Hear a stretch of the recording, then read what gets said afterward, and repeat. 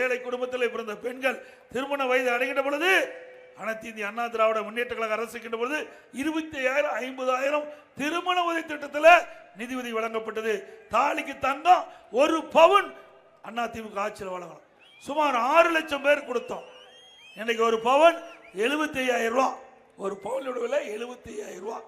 இந்த ஏழைகள் கொடுக்கப்பட்ட திட்டத்தை கூட நிறுத்திய அரசாங்கம் திரு ஸ்டாலின் மாடல் அரசாங்கம் என்பதை இந்த தாய்மார்கள் எண்ணி பார்க்க வேண்டும். அதே போல அம்மா இருசக்கர வாகனம் இன்னைக்கு நம்முடைய சகோதரிகள் குறித்த நேரத்துக்கு வேலைக்கு போகணும், குறித்த நேரத்தில் வீட்டுக்கு வரணும். அதற்காக அம்மா இன்னைக்கு விலையில்லா இருசக்கர வாகனத்தை நாங்கள் அதிமுக ஆட்சியில் மானிய விலையில கொடுத்தோம். அம்மா இருசக்கர வாகனம் 25,000 மானியம் கொடுத்தோம். ஒவ்வொரு அம்மா இருசக்கர வாகனத்துக்கு 25,000 மானியம். 3 லட்சம் அம்மா இருசக்கர வாகனம் வாங்குவதற்கு நடவடிக்கை எடுத்த அரசு அதிமுக அரசாங்கம்.